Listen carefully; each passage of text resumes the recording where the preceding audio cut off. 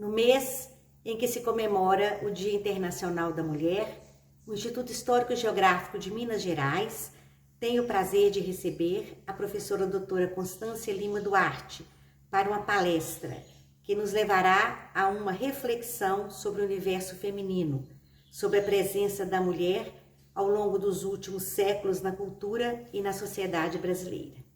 Seja bem-vinda, Constância. Constância Lima Duarte é uma mulher iluminada pelas letras, pelo saber.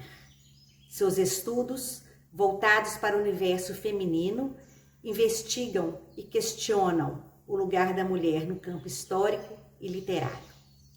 É pesquisadora do CNPq, do Núcleo de Estudos Interdisciplinares da Alteridade e do Centro de Estudos Literários da UFMG. Coordena o grupo de pesquisa Letras de Minas, Mulheres em Letras.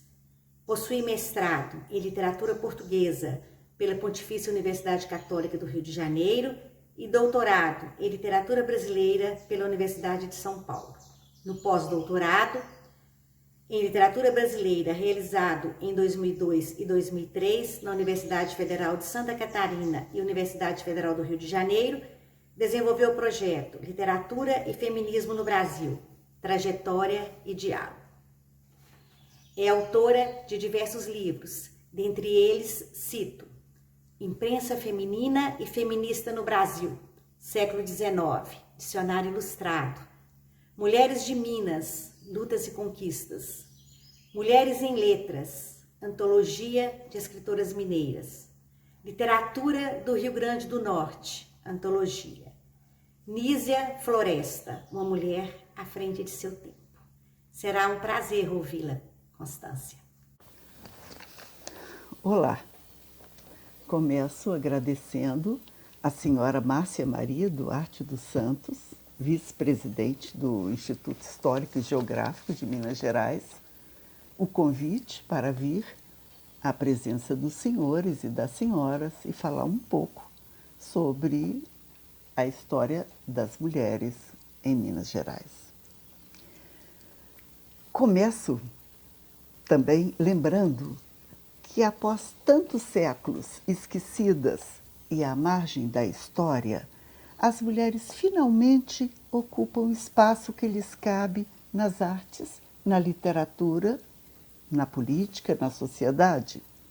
Parece ter chegado finalmente o momento do reconhecimento da autoria feminina, pois apesar de presentes no cenário literário desde o século XVIII, a produção das primeiras escritoras foi sistematicamente deixada de lado pela crítica e pelos historiadores, chegando em muitos casos a desaparecer, como se nunca tivesse um dia existido.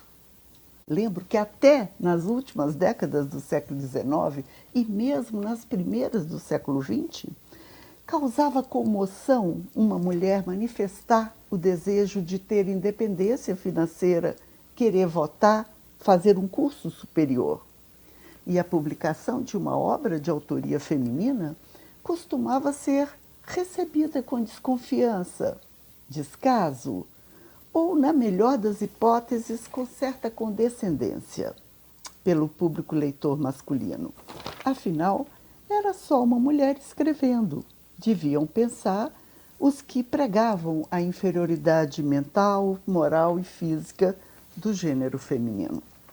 Durante séculos, as mulheres ficaram confinadas em casa, a grande maioria analfabeta, cuidando unicamente dos afazeres relacionados à família. Nem as mulheres da elite tinham qualquer direito. Não sabiam ler, não podiam manifestar opinião a respeito de nada, nem mesmo herdar bens. Para tudo precisavam de tutores. Mas, por incrível que pareça, algumas conseguiram escapar desse limitado círculo e escreveram poemas, romances e até peças e ensaios. Apenas foram ignoradas pelo cânone. E isso faz parte da história das relações sociais de gênero. História de sexo dito forte e sexo dito fraco. E chegamos ao cerne do problema. Aquelas que ousaram exibir o brilho de seu intelecto e romperam os limites impostos pelo poder patriarcal, publicando livros, fundando jornais, em pleno século XIX e até na primeira do XX, tornaram-se depois ilustres desconhecidas, porque foram sistematicamente alijadas da memória e do arquivo oficial. Foram, em outras palavras, vítimas de memoricídio, conceito que designa o assassinato da memória e de uma cultura. No caso feminino, pode também designar o processo de opressão e negação da participação da mulher ao longo da história, pois ao eliminar a memória de luta e de resistência ao patriarcado, a história impôs o silêncio das jovens oitocentistas, impôs o silêncio e a invisibilidade das pioneiras, registrando apenas a timidez e o confinamento das jovens oitocentistas ao lar, como a sugerir que as mulheres brancas não tiveram vida pública antes do século XX. Felizmente, pesquisas realizadas na década de 1980, a partir de 1980, de verdadeira arqueologia literária, revelaram os nomes das primeiras escritoras e ainda preciosas obras inéditas. E a trajetória intelectual da mulher brasileira foi então se constituindo, livro por livro, autora por autora. E acontece muitas vezes do pesquisador ou da pesquisadora ser surpreendido ao constatar, através da imprensa e de citações elogiosas dos contemporâneos e primeiros historiadores, que uma escritora até obteve um relativo sucesso em seu tempo, mas que aos poucos seu nome foi se apagando até se tornar desconhecido. Há casos em que o silêncio e o ocaso chegam ainda com a escritora viva e produzindo. E se me perguntarem, por que tantas escritoras que tiveram certo reconhecimento na vida e depois foram esquecidas? Ou, por que seus poemas e romances não foram nem transcritos em antologias e manuais literários, apesar do seu valor? A resposta é simples. Os homens ocupavam todas as instituições de prestígio e espaços de poder. O governo, os jornais, as academias, as tipografias, as faculdades, e assim construíram um cânone em torno apenas de nomes masculinos. Pois mesmo quando admiravam uma escritora, na hora de fazer uma antologia, de escrever verbetes para dicionários bibliográficos ou de escolher obras para serem reeditadas, elas eram sumariamente deixadas de lado. A título de ilustração, vou citar algumas escritoras mineiras vítimas do memoricídio cultural e cujas obras testemunham a rica diversidade da autoria feminina. Começo com Bárbara Eliodora, nascida em São João del Rei, no século XVIII, que é considerada a primeira poetisa brasileira. Naquele tempo em que as mulheres da elite eram majoritariamente analfabetas, Bárbara Eliodora recebeu esmerada educação e se destacava por sua cultura. Mas sua obra, apesar de admirada pelos contemporâneos, desapareceu no tempo, e os poucos poemas que restaram foram objeto de dúvida por parte dos historiadores. Tal era o ineditismo de uma mulher naquele século fazer literatura também. Como era casada com o poeta Alvarenga Peixoto, consideraram mais natural atribuir a ele toda a produção literária produzida naquele lar, mesmo os poemas que tratavam da maternidade, de questões declaradamente femininas. Estão lá. nos livros de Alvarenga Peixoto. Outra poetisa nascida no século XVIII foi Beatriz Brandão, de Ouro Preto, educadora, musicista, tradutora de poesias italianas e francesas. Os jornais do seu tempo noticiaram fartamente que seu colégio ensinava às meninas, além de música, piano, desenho, também leitura, noções de matemática e outras línguas, como francês e italiano. Em 1832, após a corajosa decisão de se divorciar do marido, acusando-o de sevícias e de se apropriar de sua herança, ela se muda para o Rio de Janeiro, onde passa a colaborar nos mais importantes jornais da corte. E as 12 obras que publicou são prova inconteste de sua profícua atuação como escritora. Em 1867, nasceu em Pouso Alegre Presciliana Duarte de Almeida, prima da escritora Júlia Lopes de Almeida, que Presciliana contribuiu também para as letras femininas com poemas, contos e a criação de uma revista intitulada A Mensageira, responsável por promover reflexões sobre a submissão da mulher na sociedade patriarcal e também o direito ao ensino secundário e ao trabalho remunerado. Também a professora e escritora Francisca Senhorinha da Mota Diniz, de São João del Rei, fundou um jornal intitulado O Sexo Feminino, que primeiro circulou em Campanha, no sul de Minas, depois no Rio de Janeiro, e foi um dos mais atuantes no seu tempo na defesa das ideias feministas. Em Barbacena, ainda na década de 1880, surgiu Maria Lacerda de Moura, outro nome de destaque na literatura e na imprensa, autora de textos que defendem com veemência a educação como única forma de promover mudanças sociais, sobretudo na condição da mulher. Maria Lacerda colaborou ativamente na imprensa, fundou a revista Renascença e participou da Federação Brasileira pelo Progresso Feminino, ao lado de Berta Lutz, e também da Federação Internacional Feminina e do Comitê Feminino contra a Guerra. Dentre os livros que publicou, cito A Mulher é uma Degenerada, de 1921, Amai e Não vos Multipliqueis, de 1932, entre outros. O número de escritoras mineiras que ainda poderia lembrar é extenso. No memorialismo, dentre tantas, cito Helena Morley, Maria Helena Cardoso e Carolina Maria de Jesus.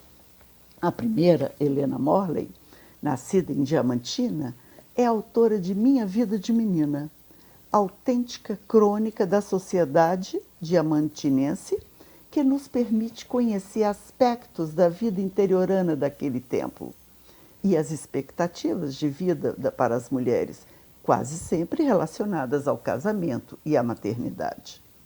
Também de Diamantina veio Maria Helena Cardoso, irmã do escritor Lúcio Cardoso, nascida em 1903, cuja estreia literária se deu com o livro Por Onde Andou Meu Coração, que arrebatou o prêmio Fernando Chinaglia da União Brasileira de Escritoras e o Jabuti, quando foi lançado em 1967. Além desse, Maria Helena publicou outros, Vida, Vida, Sonata Perdida, entre outros. Já Carolina Maria de Jesus nasceu em Sacramento, neta de escravos, filha de empregada doméstica, mas sua pouca educação formal não foi um empecilho para que desenvolvesse a paixão pela escrita. Nos anos de 1930, morando na favela de Canindé, em São Paulo, a catadora de papel passou a registrar em um velho caderno impressões sobre sua vida e a cidade em que vivia, que depois se tornou no seu livro mais conhecido, Quarto de Despejo, fartamente reeditado e traduzido. Mas Carolina não ficou só nesse livro. Sua obra é composta também de romances, poemas, contos, letras de música, dos quais apenas uma pequena parte foi publicada. No campo ficcional, cito Lúcia Miguel Pereira, de Barbacena, mais conhecida como crítica literária por seu estudo sobre Machado de Assis, de 1935, mas que também assinou 4 excelentes romances que trazem um interessante panorama social das primeiras décadas do século XX. Na literatura infantil, infanto-juvenil, Lúcia Machado de Almeida, natural de Nova Granja, hoje São José da Lapa, encantou o público leitor com Histórias do Fundo do Mar, O Caso da Borboleta Tíria, Escaravelho do Diabo, entre outras dezenas de livros. Como intelectual dedicada à cultura e à arte mineira, foi editora do Suplemento Literário de Minas Gerais e publicou instigantes roteiros permeados de literatura e cultura intitulados Passeio a Ouro Preto, Passeio a Diamantina, Passeio a Sabará. Outros nomes importantes da ficção mineira são os de Raquel Jardim, Maria Julieta Drummond e Maura Lopes Cansado. A primeira, Raquel Jardim, nascida em Juiz de Fora, é autora do romance Os Anos 40, Memorialismo, Inventário das Cinzas, O Penhoar Chinês, entre outros. A segunda, Maria Julieta Drummond, nascida em Belo Horizonte, herdou do pai, o poeta Carlos Drummond de Andrade, a competência e sensibilidade literária. Seu primeiro livro, escrito aos 17 anos, foi A Busca. Depois vieram Um Buquê de Alcachofras, O Valor da Vida, Diário de uma Garota, entre outros. Já Maura Lopes Cansado, nascida numa fazenda nas proximidades de São Gonçalo do Abaeté, ao se mudar para o Rio de Janeiro, trabalhou no Jornal do Brasil, no Ministério da Educação e conviveu com os mais importantes intelectuais do seu tempo. Parte de suas crônicas e contos está reunida no volume Sofredor do Ver. Mas foi o livro Hospício é Deus, de 1965, que atraiu a atenção do público leitor, por se tratar de um depoimento sobre as agruras sofridas pela autora em hospitais psiquiátricos. E cito ainda outras que merecem destaque quando se fala em literatura de autoria feminina, como Maria José de Queiroz, que possui uma rica produção literária de aproximadamente 30 títulos, entre poesia, conto, romance e ensaios. Em sua produção ficcional, o romance Joaquina, Filha de Tiradentes, de 1987, chama a atenção por perscrutar, sob uma ótica feminina, um dos mais significativos eventos da história mineira. Em Itaguara, nasceu Vilma Guimarães Rosa, professora, ficcionista, ensaísta, filha de Guimarães Rosa, que estudou na Universidade de Sorbonne, na Aliança Francesa, em Paris, onde viveu alguns anos. E estreou na literatura com um livro de contos e poemas intitulado Acontecências. Outros livros logo se seguiram, como Sete Histórias, Mistérios do Existir, As Visionárias, etc. Mas, ainda que a escritora tenha buscado trilhar seu próprio caminho literário, inclusive angariado prêmios diversos ao longo de sua carreira, muitos críticos e historiadores da literatura se ocuparam em buscar em suas obras apenas o que haveria de influência da escrita do seu pai, perdendo a chance, em muitos casos, de usufruir de uma outra escrita, com personalidade própria. Mesmo hoje, costumam citá-la sempre como filha de Guimarães Rosa, ignorando tudo o que publicou, como se não houvesse espaço na família para mais um escritor, principalmente se for uma mulher. Essa situação, aliás, se repetiu com inúmeras outras autoras, como Bárbara Eliodora, Maria Helena Cardoso, Maria Julieta Drummond, já citadas, e muitas outras. Já que falei das ficcionistas, preciso citar pelo menos uma poeta. E o primeiro grande nome da poesia mineira do século XX que me ocorre é o de Henriqueta Lisboa. Nascida em Lambari, foi professora, tradutora, ensaísta, a primeira a ocupar um assento na Academia Mineira de Letras. Sua estreia literária se deu em 1922 com o livro Fogo Fato. Depois vieram Enternecimento, Velário, Prisioneira da Noite e muitos outros. Para terminar essa rememoração de importantes escritoras mineiras, lembro Laís Correia de Araújo, poeta, cronista, jornalista, professora, tradutora e crítica literária. Ao lado do também poeta Afonso Ávila, com quem era casada, integrou o grupo Tendência, de propostas estéticas vanguardistas, no qual era a única integrante feminina. Enfim, essa curta rememoração de nosso passado literário é suficiente, eu penso, para revelar a diversidade da literatura de autoria feminina e o quanto é necessário conhecê-la para que possamos nos dar conta da grandeza da literatura produzida em Minas Gerais. Obrigada a todos. Obrigada.